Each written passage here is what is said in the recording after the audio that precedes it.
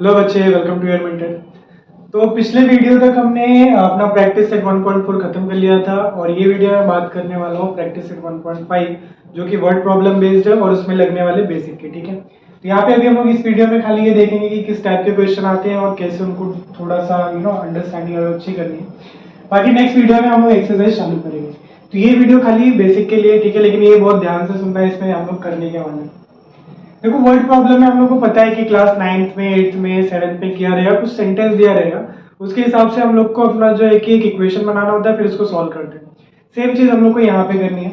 एक बार जस्ट उसको ब्रशअप करते कि हम लोग को वर्ड प्रॉब्लम किस किस टाइप के मिलने वाले हैं। तो पहला तो एज रिलेटेड होता है, जैसे कि दिया है कि कोई एक बंदा है XYZ, उसकी एज उसके फादर की एज के डबल की हाफ है। ठीक है, इस टाइप के क्वेश्चन है जो कि एज रिलेटेड होंगे। कुछ उनका सम दिया रहेगा, कुछ डिफरेंस दिया रहेगा, प्रोडक्ट दिया रहेगा, उसके हिसाब से हम इक्वेशन बना के सॉल्व करेंगे। सेकंड है सेलिंग प्राइस और कॉस्ट प्राइस की कोई चीज बेची जा रही है, जैसे कि इसका कॉस्ट प्राइस इसके सेलिंग प्राइस के लाइक प्राइस का हाफ है। ठीक है, ऐसा कुछ क्वेश्चन होगा खरीदने बेचने में।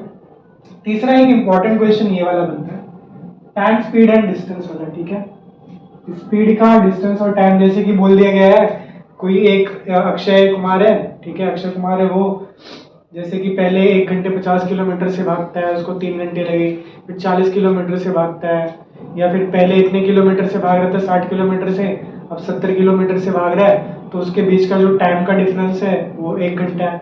तो ऐसे क्वेश्चन पे ना हमेशा हम लोग को इक्वेशन टाइम पे बनाना होता है। वो कैसे बनाना है मैं बताऊंगा। ठीक है, अभी पर ध्यान से सुनना है, एक इंपॉर्टेंट टाइप होता है। नंबर एंड डिजिट वाले क्वेश्चन मिलते हैं, जैसे बोला गया है कोई एक 3 डिजिट नंबर है या फिर 2 डिजिट नंबर है। 2 डिजिट नंबर जैसे मैं बता रहा हूँ, ये ऐसा 2 डिजिट नंबर है। जैसे 15 ले लो, 15 एक 2 डिजिट नंबर है, तो बोल रहे हैं कि इसका जो यूनिट डिजिट है वो उसके 10 डिजिट का 5 टाइम्स है। ठीक है, दिख रहा है ना, ये 1 का 5 गुना है। तो या फिर इनके बीच का डिफरेंस 4 है, ऐसा कुछ दे देगा कि 2 डिजिट से रिलेटेड नंबर के ऊपर क्वेश्चन आएगा। तो ये एक टाइप ऑफ क्वेश्चन बनेगा। फिर न्यूमरेटर और डिनोमिनेटर पे बनता है, जो कि फ्रैक्शन बेस्ड होता है, जैसे बोल देगा कि इसका न्यूमरेटर डिनोमिनेटर से 4 ज्यादा है, 5 ज्यादा है। ठीक है, या फिर कम है, न्यूमरेटर कम है, डिनोमिनेटर कम है। तो ऐसे एक टाइप का क्वेश्चन बनता है। फिर और एक टाइप बनता है जिसमें हम लोग पेरीमीटर और एरिया की बात करते हैं। ये दे देगा कि कोई एक रेक्टेंगल है या स्क्वायर है। रेक्टेंगल के बारे में पूछा है, क्योंकि स्क्वायर में तो वो इवनली डिस्ट्रीब्यूटेड होता है, राइट, क्योंकि स्क्वायर में सारी साइड इक्वल होती है। तो क्वेश्चन बनेगा इसमें, किस पे बन सकता है कि इस पे बनेगा, सर्कल पे बन सकता है, और रेक्टेंगल पे बनेगा कि रेक्टेंगल की लेंथ को हमने इतना बढ़ा दिया, ब्रेथ को इतना कम कर दिया, तो बताओ एरिया या फिर पेरीमीटर पे क्या फर्क पड़ेगा, वैसा क्वेश्चन आएगा। ठीक है, तो ये टाइप ऑफ क्वेश्चन है, बट यहाँ तक लिमिटेड नहीं है। आपके टेक्स्ट बुक में मोस्ट ऑफ द क्वेश्चन इसी टाइप में मिलेंगे।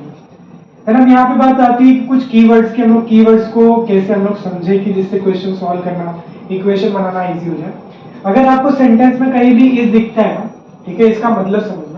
जैसे मान लो मेरे पास एक सेंटेंस लिखा है, बीच में कहीं इज आ गया और उसके बाद कुछ लिखा है, इसका मतलब ये वाली साइड ना, ये वाली साइड के इक्वल बन गए। तो इज जो है वो मेरा क्या रिप्रेजेंट करता है, इक्वल। जैसे मान लो कि दिया father's age is 2 times of son's age. ठीक है, देखना यहाँ पे मैं लिख रहा हूं, फादर्स एज इज 5 टाइम्स। ठीक है, 2 गुना तो नहीं होगा, 5 टाइम्स ऑफ सन्स एज। इसका मतलब फादर की एज कुछ होगी, मैंने एक्स मान लिया, बीच में इज आया है, equal to 5 times of son's age. तो सन की एज को भी मैं कुछ वाई मान लेता हूं, इसका 5 टाइम्स। ठीक है, तो 5 टाइम्स मतलब 5 गुना करना। तो ये होता है इस वर्ड का मतलब, जो हम लोग को इंडिकेट करेगा इज इक्वल टू। ट्वाइस का मतलब होता है 2 टाइम्स, थ्राइस का मतलब होता है 3 टाइम्स। डिफर बाय का मतलब, जैसे मैंने बोला कि unit digit differ by 4 from 10th digit, मतलब इन दोनों के बीच का डिफरेंस कितना है, 4। डिफर बाय मतलब डिफरेंस। देन एक सेकंड में हटा देता हूँ, नहीं तो कंफ्यूजन होगी क्या नहीं।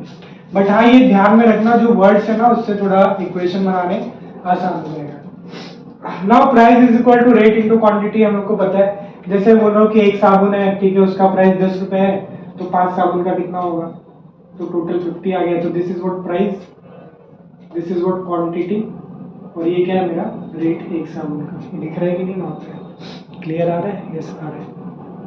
ठीक है, तो ये याद रखना, मल्टीप्लाई होता है। और ऐसे ही मान लो स्टूडेंट वाले भी मिलेंगे, जैसे मान लो कि एक क्लास में एक्स स्टूडेंट है या फिर ए स्टूडेंट है, कुछ स्टूडेंट है उनके बीच में कुछ पैसे बांटने हैं, ठीक है, ऐसे क्वेश्चन आते हैं, या फिर चॉकलेट बांटने हैं, कुछ भी बांटना है बच्चों में। तो जितने बच्चे रहेंगे, ठीक है, फॉर एग्जांपल x बच्चे हैं, उसमें मुझे y चीजें बांटनी है, तो टोटल चीजें कितनी हो जाएंगी मेरे पास, x y, इतनी चीजें होनी चाहिए, ठीक है। जैसे मान लो मेरे पास स्कूल में 10 बच्चे हैं और उनके बीच में मुझे 20-20 रुपए हर एक को बांटना है। 10 बच्चे 20 रुपए हर एक को मिलेगा, मतलब x बच्चे हर एक बच्चे को y चीजें मिलनी चाहिए। तो टोटल कितनी चीजें हो जाएंगी, 10 बच्चे हैं, हर एक बच्चे को 20 रुपए, तो मेरे पास टोटल रुपए कितने होने चाहिए, 20। तो ये टोटल, इन दोनों का मल्टीप्लिकेशन हमेशा टोटल रिप्रेजेंट करेगा। वो क्वेश्चन सॉल्व करते टाइम और अच्छे से समझेगा। तो ये जस्ट एक इंट्रोडक्शन है, पर ये याद रखना, ये इंपॉर्टेंट है, नहीं तो मैं डायरेक्टली यही से चालू करता क्यों ये बनाता, ठीक है। तो अगले इसमें वीडियो में हम लोग बात करेंगे वर्ड प्रॉब्लम, जो कि 1.5 में आपका दिया हुआ है, एक्चुअली क्वेश्चन लेके सॉल्व करेंगे। तो ये याद रखना, ठीक है, एक बार और अच्छे से ध्यान से उसको समझना। तो तब तक के लिए पढ़ते रहिए, ध्यान रखिए।